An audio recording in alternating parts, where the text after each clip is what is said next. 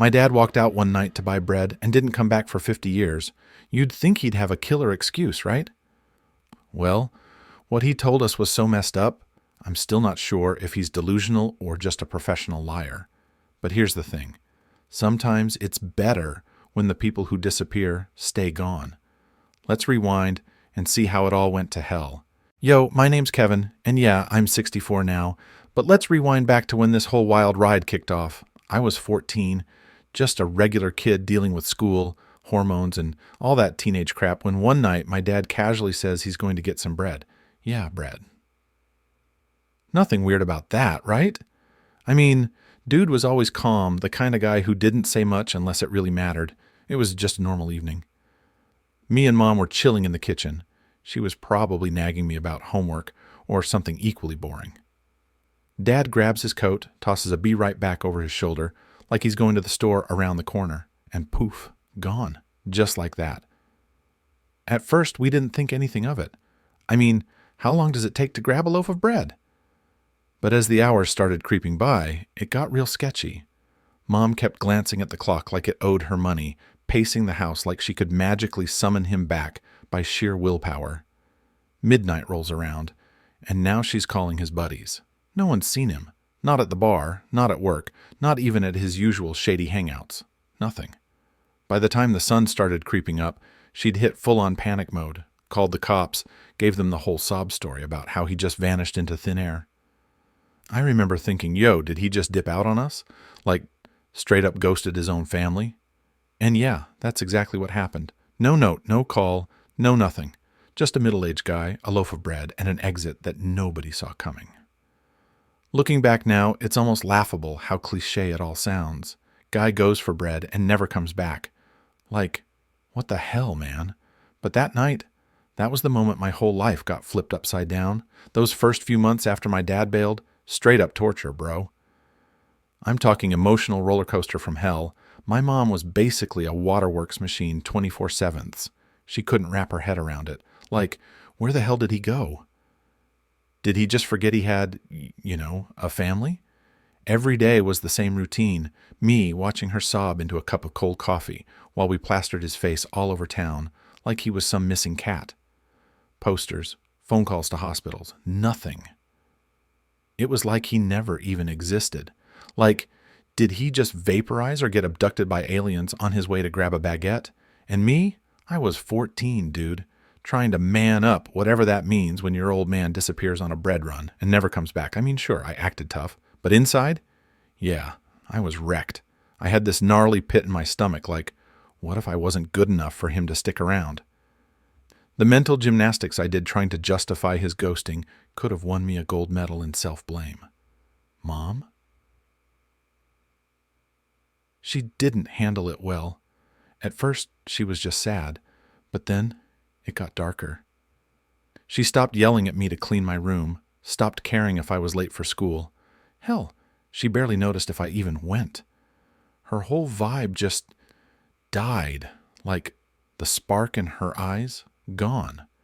The woman I knew was slowly turning into a shell of herself. Depression hit hard, and she wasn't bouncing back. The laughter, the smiles, the warmth. It all faded into this cold, gray blur that was our new reality.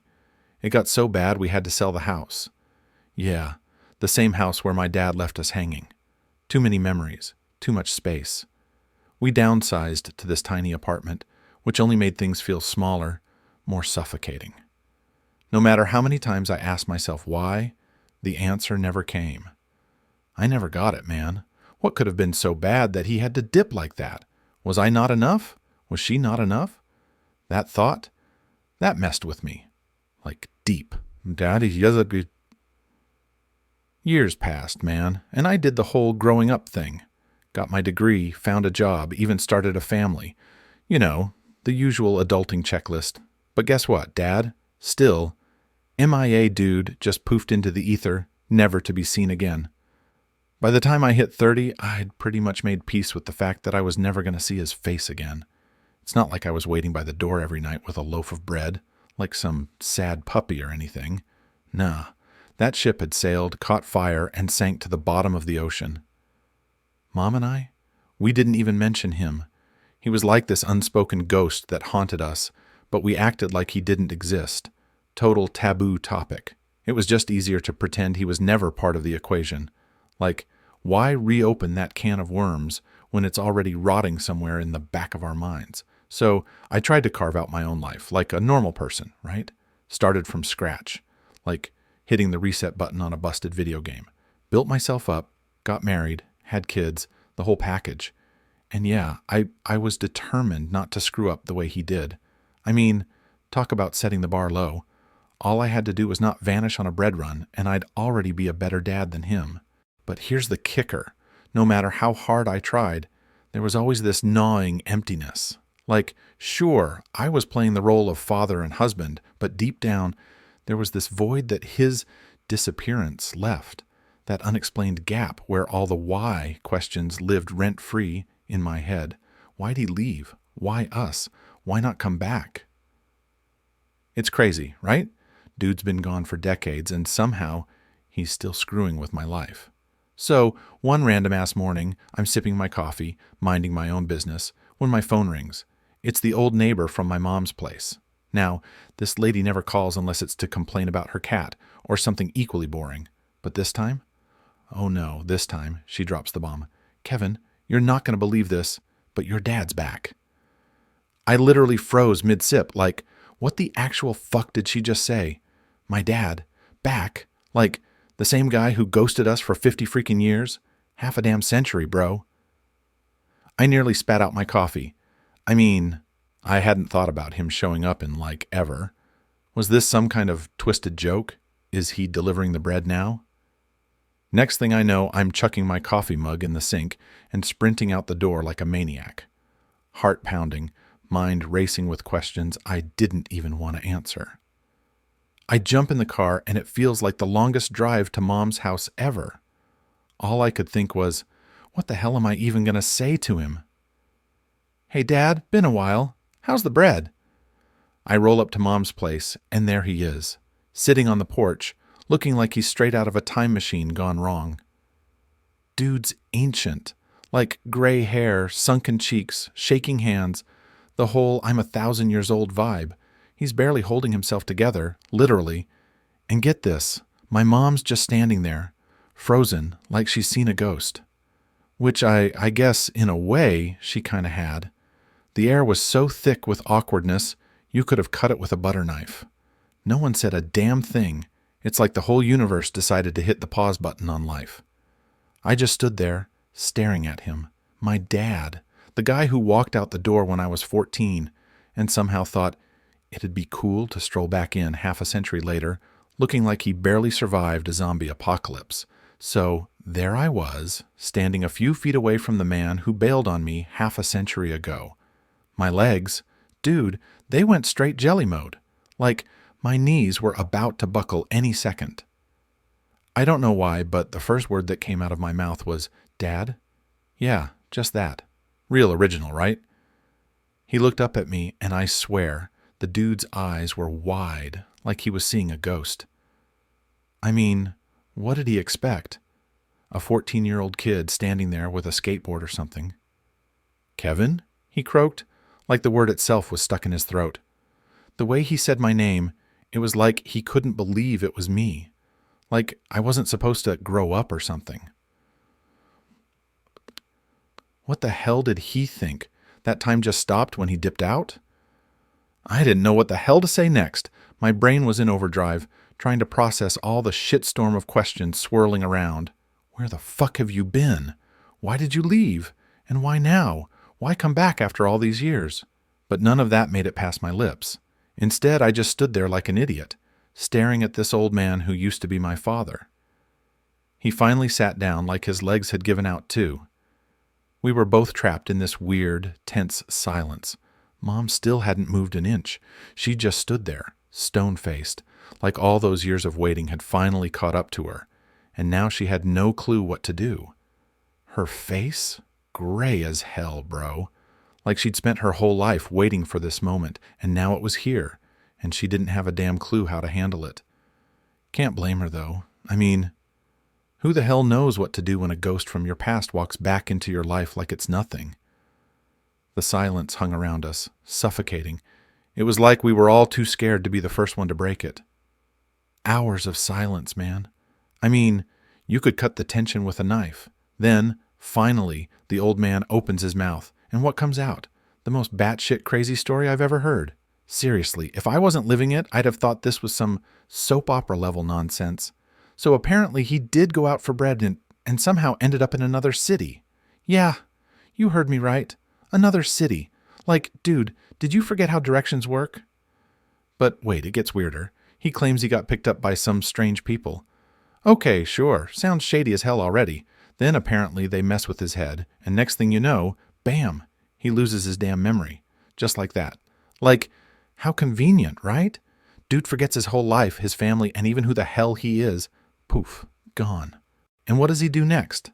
Lives under a whole different name, working in some random backwater town for 50 freaking years. Like, this man went full witness protection mode without even realizing it. No phone calls, no letters, just completely ghosted, like we never existed. He claims it wasn't his fault, that his brain was all scrambled or whatever, but come on, bro, really? You're telling me it took 5 decades to get your memory back? What were you doing in the meantime? Baking bread? But here's the kicker. He says his memory finally came back, just recently, and that's why he decided to come home. I'm sitting there, trying to wrap my head around this wild ride of a story. 50 frickin' years, man. 50. And now he just waltzes back into our lives like, oops, sorry, I forgot you existed for half a century. I couldn't even look at him the same after that. Like, how does that even happen? Memory or no memory, dude, 50 years is a long damn time. And you couldn't have gotten help? A doctor, a psychic, a freaking GPS to find your way back? I couldn't shake it, man. That gnawing feeling in my gut that he was just full of it. I mean, the story was so wild, it made 0 sense. But even if it was true, it didn't change one thing. My life had moved on. I had a wife, kids, a career. Meanwhile, this guy, who used to be my dad, was basically a stranger now. The more I looked at him, the more he felt like someone I'd met once in a dream and forgot about the second I woke up. We tried, though. We really did. Gave the whole let's reconnect thing a shot. But, surprise, surprise, it was a total disaster. Every conversation was awkward as hell. It's like there was this giant elephant in the room, and nobody wanted to mention the fact that he just vanished for 50 damn years. Mom? She was worse. I swear, she didn't say a word every time he walked in. Just sat there, stiff as a board, staring off into space like she was trying to mentally teleport out of the room. Forgiveness? Not happening. Not from her. As for me, man, I was a mess of emotions. On one hand, I was pissed. Like, really pissed. How could he just walk back into my life after all these years and expect things to be cool? There was a ton of unresolved anger, and yeah, a whole mountain of resentment. But on the other hand, there was this small part of me that couldn't help but feel sorry for him. Dude spent decades in what seemed like his own personal prison. A prison of his own screwed up memory or whatever. Meanwhile, we had lived a whole lifetime without him. It was like 2 completely different worlds that weren't supposed to collide again. And I mean, he missed everything. My graduation, my wedding, the birth of my kids, literally everything that mattered. And now he shows up expecting to just slip back into the picture? Nah, bro, life doesn't work like that. The more I thought about it, the more I realized maybe this was his punishment, living all those years away from us, knowing he could never get that time back. Maybe that was his real prison, one he couldn't escape from, even now. A few months passed after the big Dad Returns from the Dead saga, and spoiler alert, we never became that happy, picture-perfect family. Surprise, surprise, right? He ended up living in this old folks' home, the kind of place that smells like disinfectant, and lost hope. We visited him sometimes, when we felt like checking a box, or if the guilt got too loud, but honestly, it was just weird. The time we lost? Yeah, that wasn't coming back. No amount of awkward small talk could fix it. I tried, man. I really did. Tried to forgive him. Tried to let go of all that built up anger and resentment. But it's like, no matter how much I wanted to move past it, the whole thing left this massive scar on me, the kind that doesn't heal right. Every time I saw him, it was like ripping the bandage off. I'd see this frail old man, but all I could think about was the what ifs. What if he had stayed? What if he had been there for the big moments? What if he hadn't ghosted us like a bad ex? And real talk? Nid a city vert. Sometimes I wondered if it would have been better if he'd never come back at all. I know that sounds cold as hell, but hear me out. Some wounds, yeah, they're better left closed. Opening them up again? It's just asking for more pain. It was like losing him twice. Once when he walked out that door for bread, and then again when he came stumbling back years too late. Now I live with that double loss. First, as a kid who watched his dad disappear into the night, and now as a man who watched him come back only to realize that the person I wanted him to be never existed.